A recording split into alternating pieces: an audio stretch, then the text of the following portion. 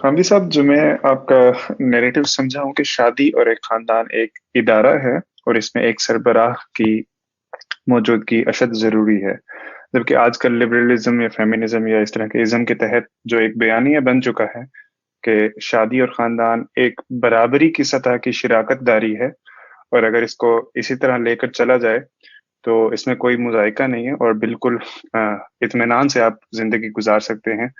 इसमें कोई ज़रूरत नहीं है कि किसी एक फ़र्द को, चाहे वो मर्द हो या औरत हो, उसको जो है सरबराही की हैसियत दी जाए। तो फिर यहाँ पर रिजालून कव्वामून अलन निसा की जो ताबीर है, तो उसकी क्या हैसियत, क्या मायने रह जाते हैं, या आप इस बयानियों को कैसे देखते हैं कि बराबरी की सतह पर आप शराकत दारी के तहत जो है ख़ानदान को लेके बढ़े आगे? बहुत शुक्रिया। कोई इदारा भी बराबरी की सतह पर बन ही नहीं सकता, ये बिल्कुल खिलाफ अक्ल बात है। अब तक दुनिया में जितने इदारे इंसान ने बनाए हैं उनमें से भी किसी की मिसाल नहीं है कि वो बराबरी की सतह पर बना हो। छोटे से छोटी कारोबारी कंपनी भी बनाई जाती है तो पहले ये तय किया जाता है कि ज़िम्मेदार और सरबराह कौन होगा। यानी दुनिया के अंदर कोई एक ही इदारा तो नहीं है ये तो अल्लाह का बनाया हुआ है। इंसानों ने इस वक्त दुनिया में 200-250 के करीब मुल्कों में हुकूमतें कायम कर रखी। हम सब इंसान बराबर हैं, तो बराबरी की सतह पर तो नहीं मामला कर रहे हैं कितने मरातिब कायम करने पड़ते हैं, कितने इदारे बनाने पड़ते हैं। एक कोर्ट कायम करते हैं, भाई मेरा मुकदमा आ गया, इस काजी के पास चला गया, वो उसके पास चला गया, वो भी बराबर नहीं होते, एक चीफ जस्टिस का तकर्रुर करते हैं कोई नज़म नहीं कायम किया जा सकता। इसलिए बराबरी की सतह पर कोई इदारा बन ही नहीं सकता, इम्कान नहीं है। बराबरी की सतह पर सिर्फ इंतशार और अनारकी पैदा की जा सकती है। तो अल्लाह ताला जिस नातवां बच्चे को एक मर्द व औरत की आगोश में डालते हैं वो इंतशार और अनारकी के हवाले नहीं किया जा सकता। तो उसके लिए अल्लाह ने जो कानून बनाया है वो कानून ये है कि इस इदारे का एक सरबराह होगा और बहुत बड़ी जिम्मेदारी उस पर डाली है, आखिरी दर्जे की बड़ी जिम्मेदारी।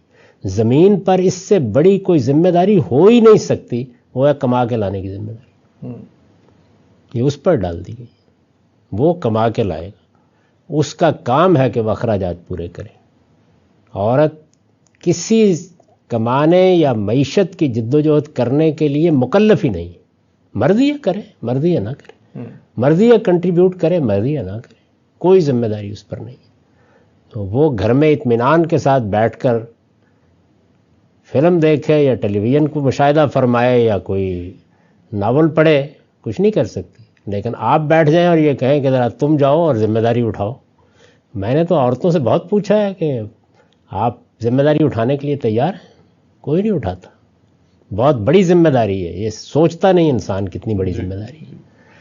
तो माश की ज़िम्मेदारी डाल के उसको मुकर्रर किया गया है, और बच्चा किसी ऐसे गैर ज़िम्मेदार जोड़े की आगोश में नहीं डाला जा सकता कि जिन्होंने अपने अंदर कोई नज़म नहीं पैदा किया। वैसे भी डिसएग्रीमेंट अगर कोई ना कोई होगा तो उसमें कोई तो टाई ब्रेकर होना चाहिए, राइट? लाजमन, इसलिए कि एक एक कदम के ऊपर फैसले करने होते हैं।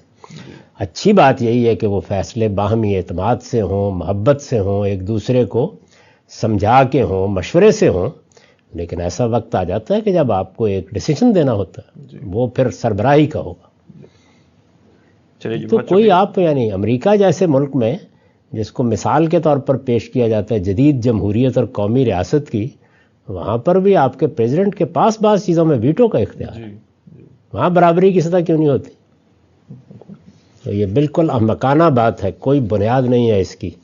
और स्टेट के निज़ाम में अनारकी हो सकता है 10 दिन चल जाए।